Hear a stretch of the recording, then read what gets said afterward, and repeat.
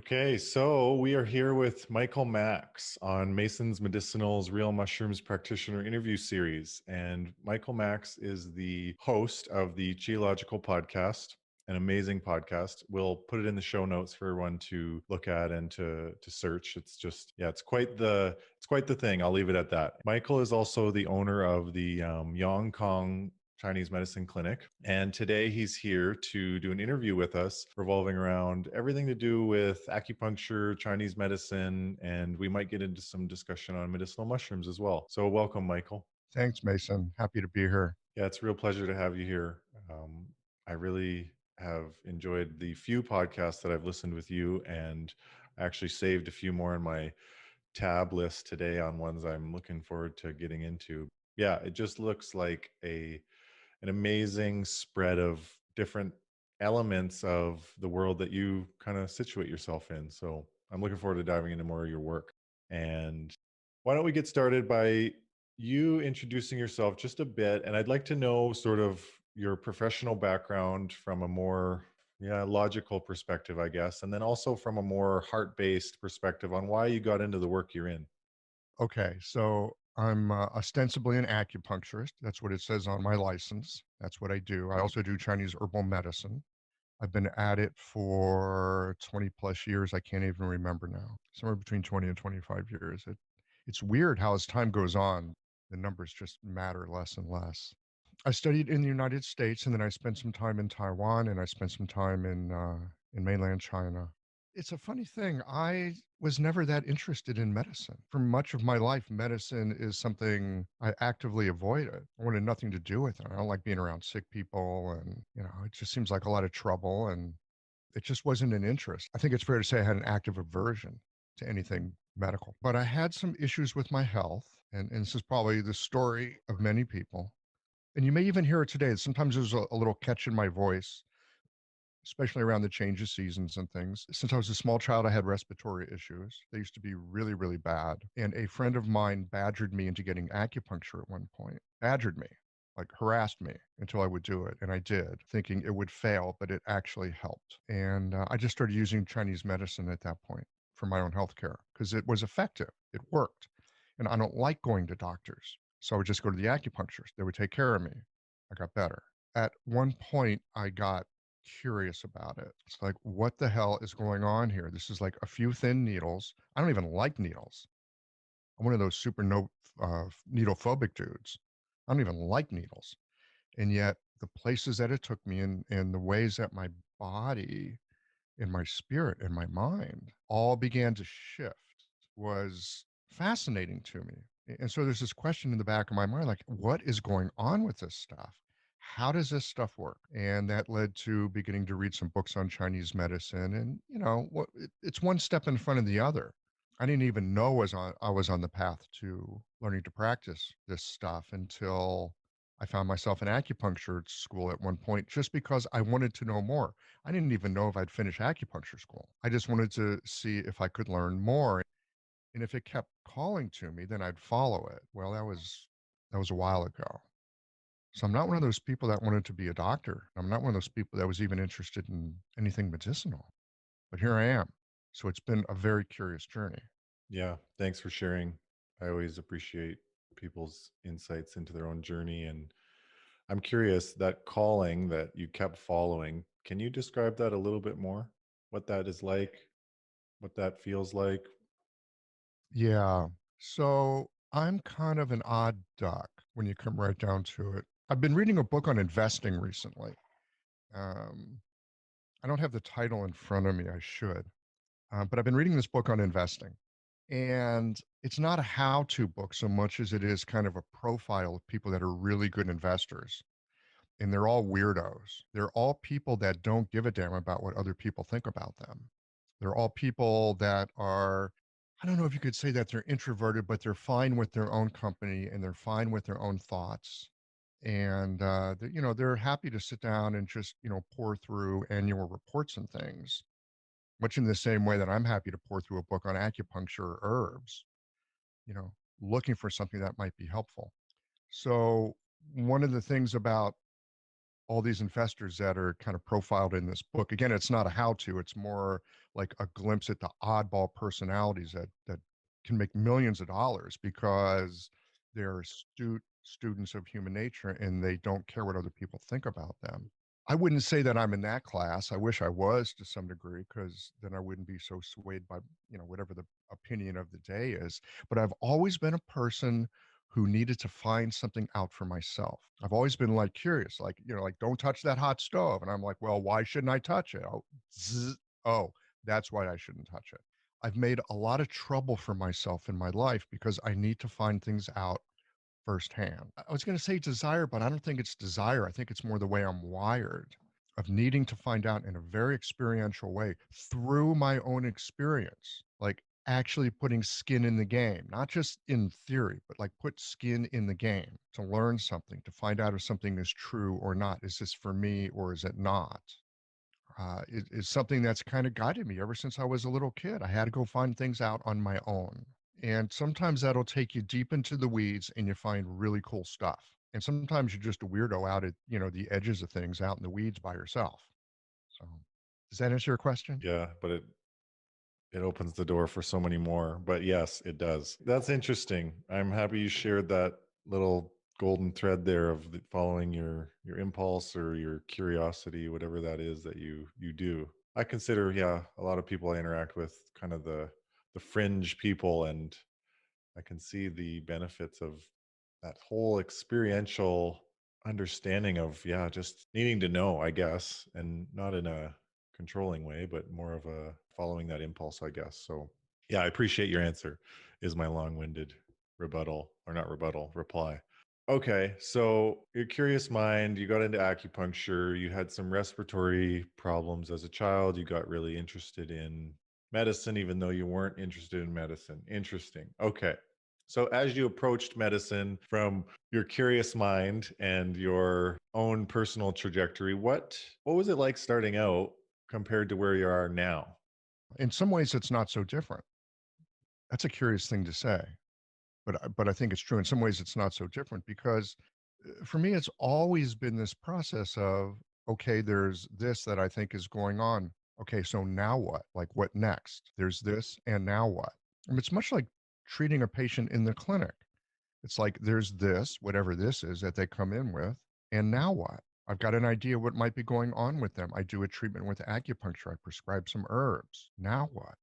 What are they like in a week? I have no idea what they're going to be like in a week. I'm hoping that they're going to be better in some measurable fashion, but it's always kind of an ongoing inquiry.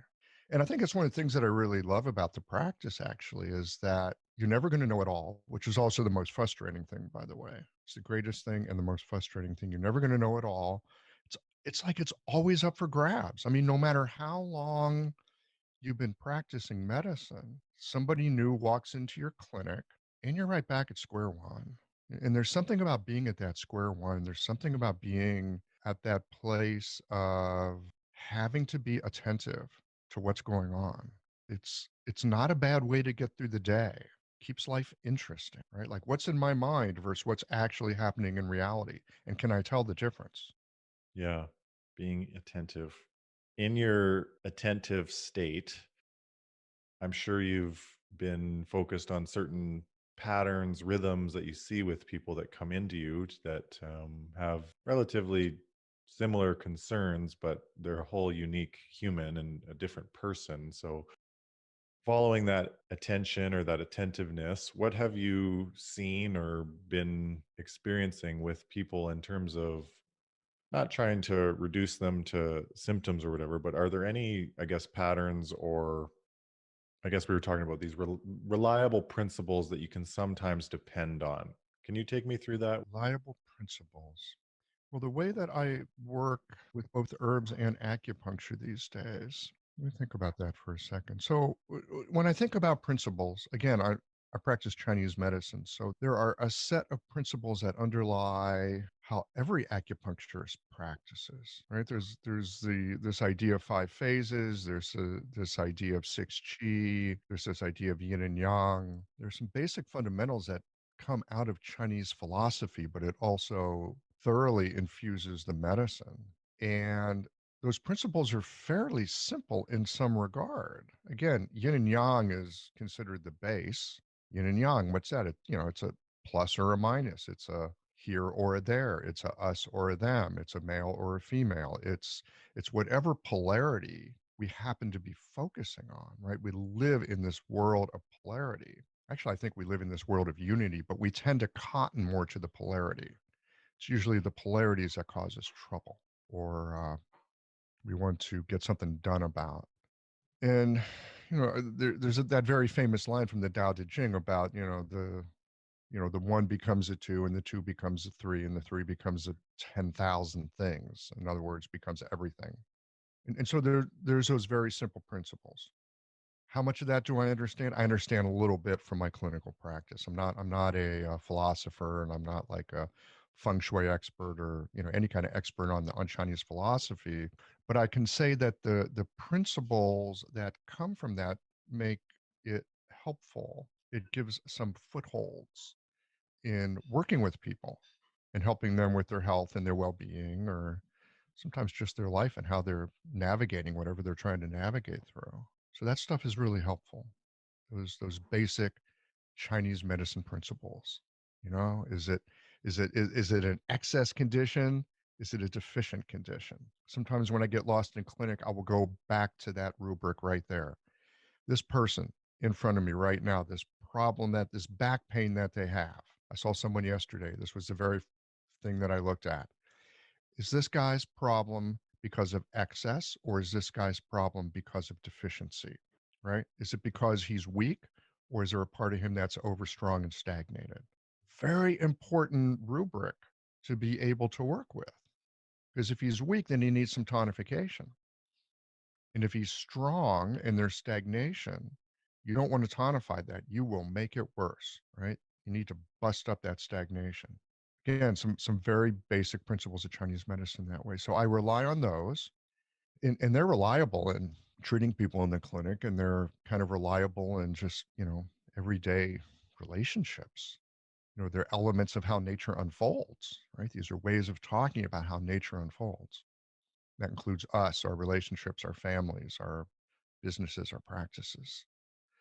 And then the other thing that I've really cottoned to over the past maybe 15 years is that there's often a constitutional aspect to whatever a person's problem is. And I phrase that as, what kind of a person is having this kind of a problem, right? Am I dealing with someone who's like thin and skinny and dry? Or am I dealing with someone who's like corpulent and they got like lots of extra fluid and they're kind of fat? Am I dealing with people who are like meticulous and always like taking their attention outward? Am I dealing with someone who is often very much focused inward? They can't really look outward. So there are constitutional aspects that also come into play. And so between the basic principles of Chinese medicine and some constitutional considerations that I've learned to look at through some different systems that I've been exposed to, I use that as a way of being able to like zoom in and zoom out on what's happening for somebody. And hopefully so I can be of service. Okay, so for some of our listeners and viewers, they're going to have a varying degree of TCM or Chinese medicine knowledge. So if you could, if you want, just talk a little bit about that back pain person or the constitutional factors that go in.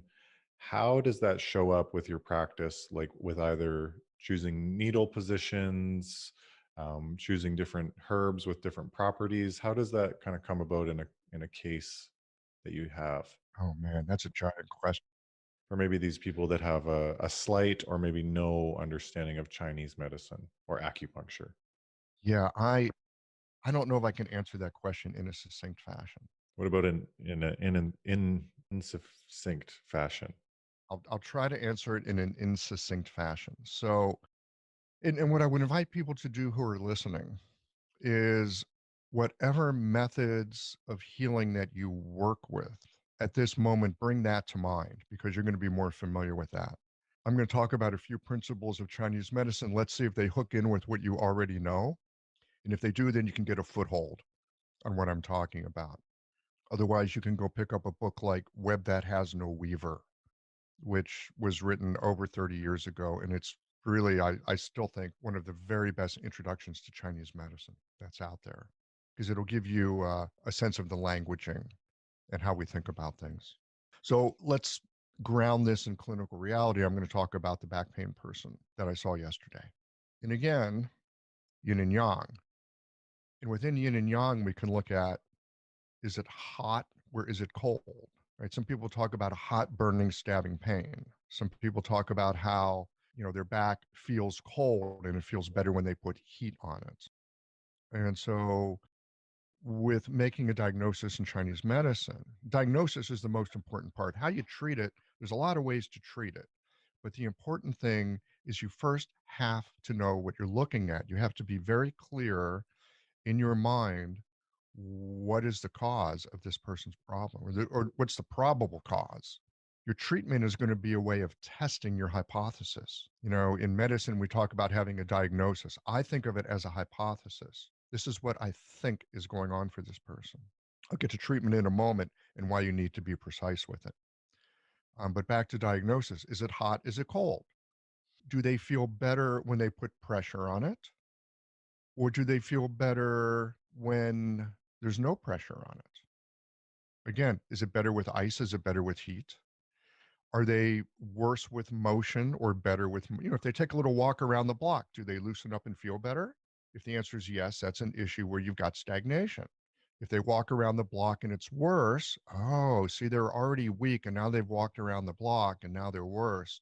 Now we're looking at a situation of weakness. So again, excess or deficiency. Is there too much of something or not enough of something? Are they hot or are they cold? I'm trying to dial in what it is that they need. And again, for those of you that are not familiar with Chinese medicine, think about your own medicine in terms of how you rule things in or how you rule things out in terms of what you think is going on with the patient. You want to try to get enough things lining up that makes sense for ruling something in, or again, ruling something out. This is where constitution is helpful, because if someone comes in and they're very damp, what I mean by that is they retain fluid, they're fat, they probably have a puffy tongue. I'm probably going to first rule out that they're too dry because they've already got too much fluid. So whether you're ruling things in or ruling things out, the idea is to get a clear idea in your mind what you think is going on for the person. The treatment that you choose, you can choose lots of different treatments. In terms of needle placement, well, there's a bunch of different systems of acupuncture that I could lean on, and there's a number of different methods that I could lean on to send a message to the patient's body on what I would like it to do. So again, let's come back to the patient yesterday. First of all, I'm going to call him damp. He had excess fluid. He had really good skin. Dude, this guy was like in his 70s, hardly a wrinkle on his face. You look at his heels, he's got these nice, fleshy, not dry, not cracked, just like he's got heels like a teenager, right? If you look at older people, their heels are often really dried out. This guy had like really nice heels. So he's damp. He's got extra fluid in his system. Tongue kind of puffy, coating on the tongue, a little bit greasy. So very clear to me, this guy, number one, has too much fluid and we need to dry him out a bit. And so I chose a particular acupuncture treatment that would work with particular organs that help with fluid metabolism. What those points are, it doesn't matter. Right? What I'm talking about here is the principle of seeing who's in front of me, the problem that they're manifesting, what I think are the major factors that are leading to that manifestation, and then doing what I can to reduce the things that I think are problematic for him, either with acupuncture or herbs. Okay, so just to do a bit of a summary, someone comes in, you have signs, symptoms, back pain in this case, and then you observe and you make a hypothesis, like you mentioned. From there, you figure out what the disturbing factors are or what the imbalance or excess is. And then from there, you just try to use points and herbs and treatment modalities to help? So is it to help return him to more dryness, or is it to get, I guess that depends again on the theory, but okay, so you got this hypothesis and then you come up with it and then you try to create these action points to do it. Okay. Bring a better balance to the system, A better balance. Yeah, okay.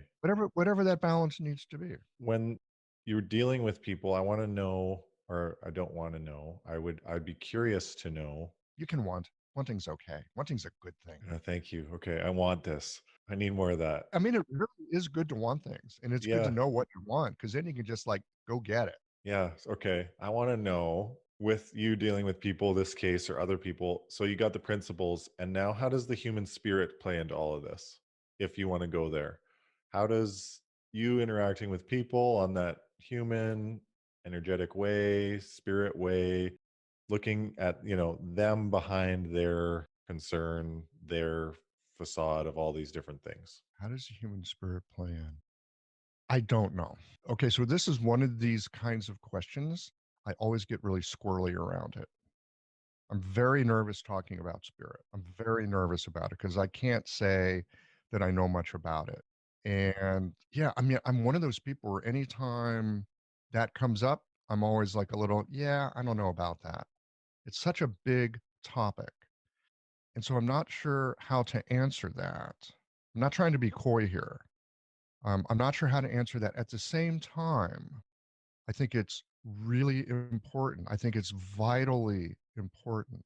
It's essential in our clinical work that we are able to sit with people in a way so that we can hear them, not just hear the complaint of the day, not just hear, the troubles they're having with their spouse or their boss or, any of that, but who is this person?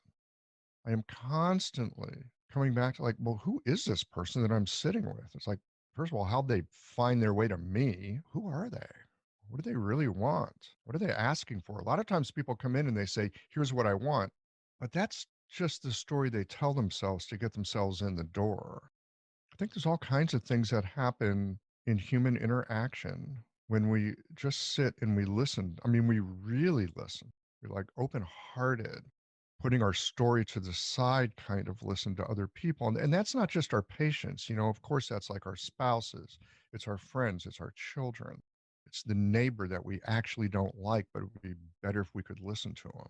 So I think there's something very essential in giving people an opportunity to be seen and to be heard. But I don't know how that ties in with spirit. Again, I always get a little nervous around that word. Okay, thank you for answering that. Yeah, listening. People need to listen and be listened to. Totally. I think. So the Chinese character for listen is really interesting. There's two kinds of Chinese characters. There's traditional Chinese characters that you'll find in like Hong Kong and Taiwan and most overseas communities. And then there's the simplified characters that you find on the mainland. But and they're all, sometimes they're the same, but they're often very different. And the traditional character for listen is written as most Chinese characters are written with several different components inside of it. Character for listen is made up of the components of ear, eyes, and heart. Those are the primary characters that are in it. Ears, eyes, and heart. Over on the mainland, the character is written as a mouth to an ear. I think the traditional character has a lot to say to us. Yeah, that's really special. Thanks for sharing that. If you're okay to move on a little bit, shift gears here. Anywhere. You're driving the bus. So we've talked before about medicinal mushrooms, and this is a medicinal mushrooms podcast, but it's also a health and wellness podcast. So I know that you're a big fan of a few that we've talked about in the past, and there might be more that you're hiding from me, but I know that you're a big fan of cordyceps. I know we've talked a little bit about tremella, but I want to get your take on medicinal mushrooms, both clinically, in the environment, also culinary aspects of food as medicine, all relating to mushrooms. So I'm going to just ask you to start wherever you want, but how do you relate first to medicinal mushrooms and then maybe go into a clinical aspect with them? Well, actually, I'm going to start with food. Great. And one of the great things about mushrooms is that they're both food and medicine, which is fabulous. And I'm thinking of the Chinese pharmacopoeia here, the Chinese herbs. A lot of the Chinese herbs are kind of food grade substances, and we hear about using or food as medicine, and there's a long tradition of that in China. I'm kind of a guy that just likes food to taste good, right? And so like when I first think about mushrooms and food and delightful experiences, I think about like the first time that I was turned on to wild morels that were then fried up in butter and garlic. Oh my God. It's just mushroom heaven right there, right? Chanterelles, shiitake mushrooms. I mean, there's all kinds of mushrooms that are incredibly delicious. Mushrooms are such a weird part of our natural world, right? Because number one, there's the delicious ones that we eat. Thank goodness for that. They can also be very helpful for us and our health. There are the mushrooms that will kill you if you eat them. There are also the mushrooms out there that can open your mind in very profound ways. There's a lot of research that's being done right now with psilocybin, for example, and especially like end of life and how it dramatically reduces anxiety because it opens people's hearts and minds and spirit in a way that creates deep connection. I've had a few podcast conversations with Jeff about mushrooms, and I always appreciate his vast appreciation for these substances. Right, it's a love affair with these substances. So yeah, they're this weird part of our biological world that lives somewhere between life and death. They're often involved with decomposing and breaking things down. I mean, in so many ways, they kind of are emblematic of transformation. So there's that piece. Now, bringing this back to something more medicinal and very personal for me, again, respiratory problems ever since I was a little kid. Much improved these days, but of course, there are certain things that are just going to run through your entire life. So cordyceps are a big friend for me. Years ago, when I wasn't living in Taiwan at that point, I was just traveling back and forth a lot and sometimes doing some talks at a school there.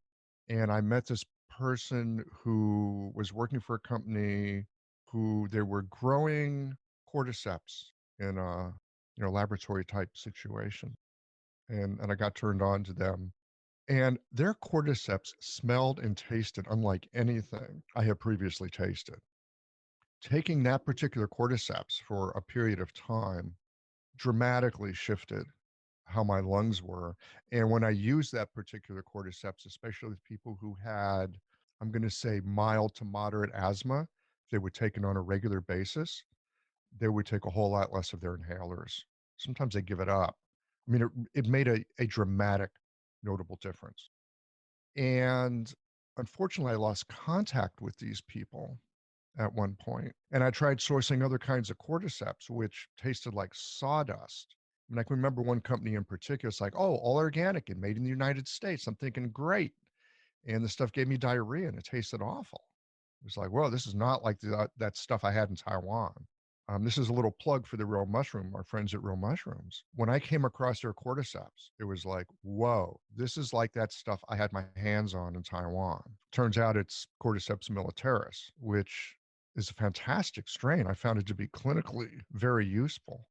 Now, cordyceps is a really interesting substance because in the wild, it's not easy to come by. This stuff is super expensive if it's wildcrafted, if you're actually getting the authentic stuff. So there's a saying in China about very rare and precious medicinals like cordyceps or like super good ginsengs. But cordyceps in particular, they say those who eat it don't buy it, those who buy it don't eat it, meaning it's often bought to curry favor with people in power. It's one of these things that's been exchanged because it's so precious and it's so useful and it's so potent. It's like, yeah, if you can eat it yourself, great. But it was often given as like a gift, like really great ginsengs, same kind of thing. Super good lingzhi, reishi, similar kinds of things. These are substances, especially wildcrafted, have tremendous capabilities to help people with their health and their well-being. So yeah, I love the cordyceps. I put it in my coffee every day, along with a little bit of linger, reishi.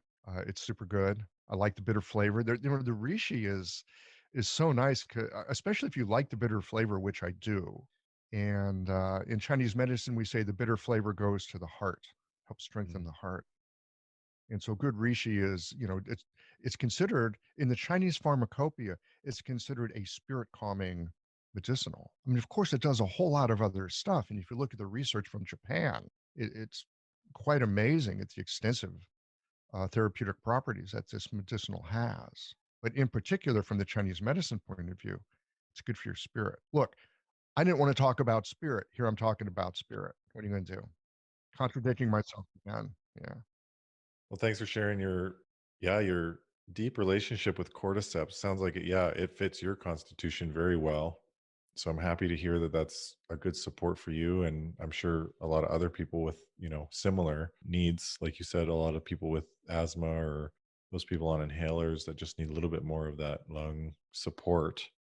Mhm.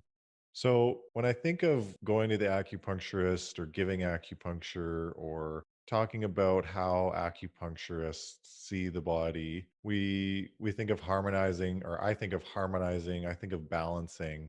And I often think how important it is of the chi of the practitioner that is giving the treatment. So I'm curious what you think about that in terms of, dealing with energy, moving energy around in people's body, helping harmonize, and then also what you do personally. And I know you love culinary medicine, I know you love food as medicine, but what you do personally to support your own health and your own routines that you find that you think might be helpful for others to hear, whether they're a practitioner or whether they're just a person looking for maybe a little bit more support. 2 questions. You might have to ask me the second part of that again in a moment because I may forget. I'm gonna try to answer the first one first Hmm. in terms of treating patients and kind of, where the practitioner is in themselves in doing that. I think it very, very much depends on the practitioner themselves, who they are, how they see the world, the way that they like to practice. The way that we like to practice is going to invite certain kinds of patients into our practice. So, for example, there are people who run 4 or 5 acupuncture rooms simultaneously. They're like on roller skates between each room. Maybe 5 minutes in, what's going on? Da da da da. What's going on? Da da da. They're very quick. They might see 50 patients in a day, and they're probably attracting a kind of patient, who likes that, or maybe they're doing a very orthopedic type of practice. Other people, they might like to work slower.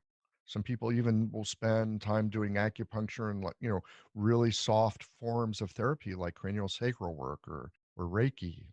I don't think any one method is better than the other. I think what's important for the practitioner is that they are working in a way that is aligned with who they are and how they are. And so, if you're the kind of person who's very attentive to subtle motion in the body, yeah, you might put a needle in and just spend a little time with that needle. Is it because that's what the patient needs? Well, ideally, whatever we're doing, it's because it's what the patient needs. But in terms of how we work, I think that's more about being in alignment with who we are. And so I don't think any one way is better than another, but that we are working out of who we are. And that's going to be different for every person. And I think that will probably be different for any one person throughout the course of their career as they get interested in certain things. They learn something of a system or an approach that becomes part of how they work. Certain things drop away, certain other things arise. Like you can watch, the way trees change throughout the seasons. Our practice, I suspect, is very much a reflection of who we are and how we are in any given moment. So the important thing is to be who we are and to practice from that. So there's that. In terms of my own sort of self care and such, I'm really fortunate that I have a wife who loves to cook. She's really good at it. She pays a lot of attention to what we eat. Every couple works out their own dance. I'm basically not allowed in the kitchen. because I'm just going to mess it up. So I let her take care of what we eat because she does it really well and she loves to do it. She does it better than I do. It allows me to focus on other things. So I've kind of outsourced that to my wife. I'm super lucky. She's a great cook. In terms of my own well being, I mean, I can tell you a little bit of what I do. But again, I think what's more important is that anyone who's listening to this find what works for them to bring them into some kind of a space where there's some gratitude, there's some appreciation, there's some curiosity, there's a sense of natural inquisitiveness that can come out. I think humans are naturally inquisitive creatures. I think anyone practicing medicine should be really inquisitive and curious. So, whatever you've got that brings that up, that brings that out, that allows you to connect with that on a daily basis, I think is helpful. So, for me, actually doing my podcast is helpful because I get to talk to lots of different people who think very differently than I do. I find that really nourishing. I find that really helpful. I have a bit of a writing practice. I spend some time every day just writing. And it's not a journal per se. I mean, you'll often hear pieces of my writing practice at the beginning of my podcast. It's just something I've done for many years. I started writing when I first moved to Taiwan. I was trying to make sense of my experience there. And I found that there was this other voice that I had that I didn't know that I had. And the way that I contact that voice is by writing. It shows up and it's reliable. It has things to say. So I do that. I have a meditation practice. So I have pretty much every day at least 20 minutes where I don't ask the universe to be anything other than it is. It's like 20 minutes where I'm not asking the world to be something else. I think that's for me, it's a useful practice because I'm kind of demanding and I'm picky and I'm impatient.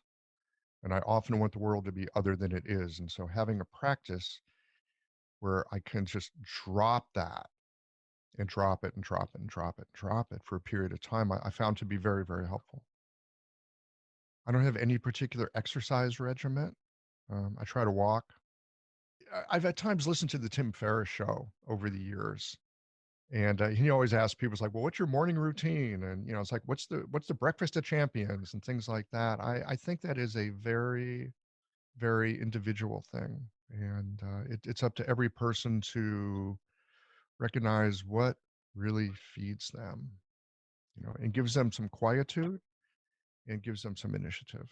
Thanks. Yeah, I really appreciate just the attention and care you put into every answer and how you keep it a little bit personal, but also acknowledging that we all have, that inner guidance system that we need to tap into. So it sounds like your routines are really cool.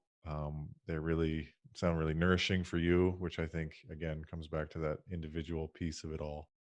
With your podcast, what is it about because it's very you like learning from people, you like seeing different views. It's very based in communication, discussion. Is there anything just shortly here because we're coming up on our transition point, but anything about the podcast that I know you love learning, getting a new mindset from these different thought process from these different practitioners, but yeah, what is it about discussion and learning that really moves your needle to where it needs to be, balances you out? Well, it's not unlike the conversation that we've had today. It's not unlike any conversation we have with any of our patients when you think about it, that there's always these moments of discovery. There's these moments where you understand yourself a little bit better, whatever that self is a curious thing. There's moments where you understand someone else a little better. And especially in dialogue, I found it, and especially in clinic, sometimes patients will say something, and it's something that's like deep within them, but they've never heard themselves say it to themselves in a way that they've heard it. Often in a conversation with somebody that we care about or someone that we love or appreciate, they will say something or we will say something. It doesn't matter who says it, but it's like you hear this thing and it's like you've heard it the first time. And there's something that is deeply true about it and it changes things. You can't get that. Well, you can get it from a book. On occasion, you'll get a little snippet of it from a book. But mostly, I think this is stuff that comes out of dialogue.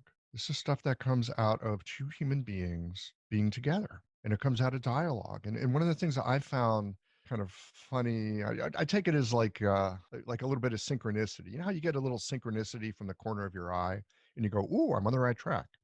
So our oldest book on Chinese medicine, the Huangdi Neijing, is a book about medicine, and it's a book of discussion between Huang Di, the classic yellow emperor, right, and his advisor Bo, his teacher. And the learning of medicine, the experience of medicine, the understanding of like why are things the way they are, it all comes through discussion, comes through dialogue. It's our oldest book on medicine, comes through dialogue.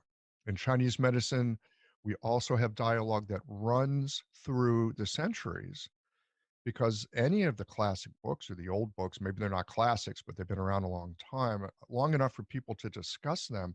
And we'll have commentaries that run over the course of hundreds of years as different commentators read the text, bring their own clinical experience to it, comment on other commentators. So again, we have these discussions that run through long periods of time.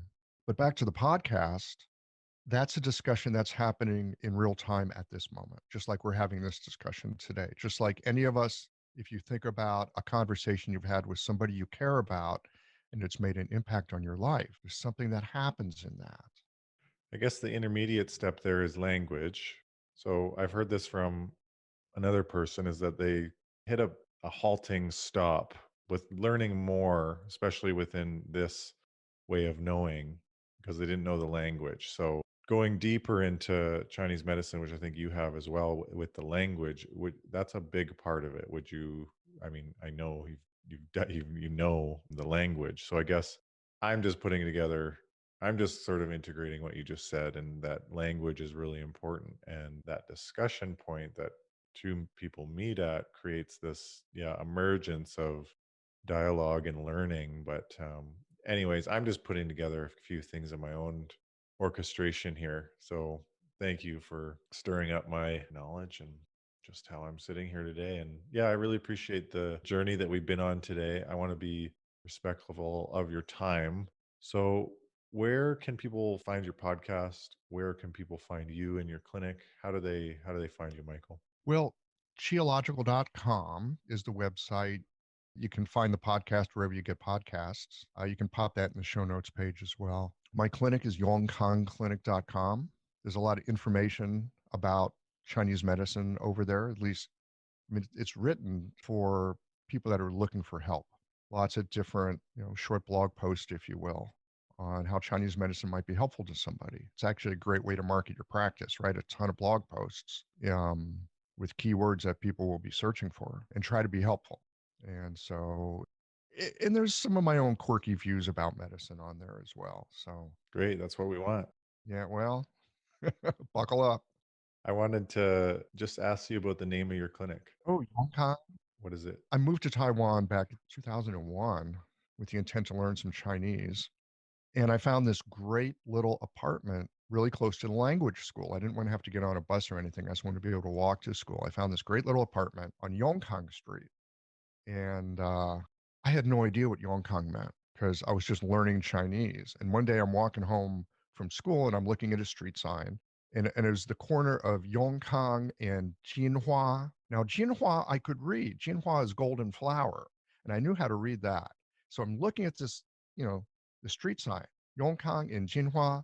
And it's like, I live on that damn street. I don't even know what it means. Back then, we didn't have dictionaries on phones. So I pulled a dictionary out of my backpack and I look up Yongkang. Turns out Yongkang means eternal health or eternal well-being. And I thought, wow, that's kind of cool. I'm here to study here to study language so I can study some medicine. I'm on Eternal Well-Being Street. Turns out there's Eternal Well-Being Street in pretty much every town, anywhere in Taiwan or China. It's like Elm Street, here in North America. And it never, I just didn't think it translated well. I mean, the idea of it and the concept and the feeling of it is wonderful, but I just could not imagine having a clinic called Eternal Wellbeing Clinic. It just didn't work in English. So I just left it in Chinese. Thank you for sharing the backstory of the Eternal Wellbeing Street. and your And adventures in oh, by Taiwan. the way, if you are in Taiwan, if you're in Taipei, Yongkang Street is famous. It's famous as being a food street. They've got all these fantastic restaurants. And so if you're in Taipei and you were to say to your friend, "Hey, I'm going to Yongkang Street tonight," they know you're going out for a great meal. So if you happen to be in Taipei, Yongkang Jia, Yongkang Street, definitely hit it up for some food. Awesome. Thanks for the pro tip. I think this was very, very pleasant. Unless you feel called to share something that you were, you know, bursting over sharing this morning when thinking about getting up for the podcast. I'm pretty good, but yeah, I'd love to hear where you're at and yeah, how you're doing. Well, I've got a question for you. Sure. I'm usually the guy with the questions. I'm curious that in our time together, in our conversation together today, what shows up for you? What kind of rings a bell for you? What has caught your attention about our conversation today? Yeah, after just asking you a few questions, we kind of had a loose structure here today, but I'm just yeah, I guess curiosity comes to mind. I'm feeling a bit more curious, and I think that we talked a little bit about that directly or indirectly today. So in my body, I'm feeling like a little bit of curious, and I guess what's exciting about it is the yeah, sorry, that's it. It's the excitement that comes with curiosity, I guess is what I'm feeling right now. And I I don't know if this is what you feel when you talk to these pros, unique people on your podcast. But yeah, I think that just listening to your answers today, me doing some sort of reflecting when I can back here, when I'm quickly writing down my notes on what you said. Yeah, I guess it's just a visceral feeling of curiosity. And I think that you hold a lot of that medicine. So I think that's just what's coming through right now is me feeling some of that. And I think that I also am very explorative and interested in all these different ways of knowing that we're talking about. So yeah, now I'm just feeling a bit of gratitude for everything that has went on today and all the people that have allowed me to get where I am and you to get where you are. And like you said, just allowing the universe to be as it is I guess where I'm at now. Yeah, I mean, that's the funny thing about clinic, having that appreciation for what is, and at the same time wanting to give it a bit of a damn nudge, right? Because people come in, they want to be different. They want a nudge. They want it to be different. No one comes in because life is great. Yeah, Come in because there's something. So yeah, that odd juxtaposition, that curious, like unity of opposites. Everything's just fine the way it is, but let's give it a nudge in this direction. And I appreciate what you say about curiosity because I mean that is actually what powers me through clinic. That's why clinic is so interesting. It's the only thing that keeps me going. If I wasn't able to be curious in the clinic, I would have to find a different job. I really would. That sense of not knowing and exploration is otherwise I don't think I'd be able to sit with all that suffering that, passes before us as we're sitting in clinic. I find it to be the antidote. yeah, there's a lot of polarity there for sure and a lot of transmutation happening. So to have that glimmer of curiosity and direction is yeah, it's super necessary. Where you use the word transmutation. I'm looking behind you at those vessels. Hmm. There's often for any transmutation to happen, I'm thinking of the pressure cooker upstairs and my wife is cooking something right now. For any transmutation to happen, there has to be some kind of container for it. Our clinics are kind of a container for that. So, yeah, there's something about those kind of spaces. Probably conversation for another time, though. Let's keep that in our mind though, for sure. The vessel and yeah, the boundary of it all. Yeah, let's pick that up soon. That'd be fun.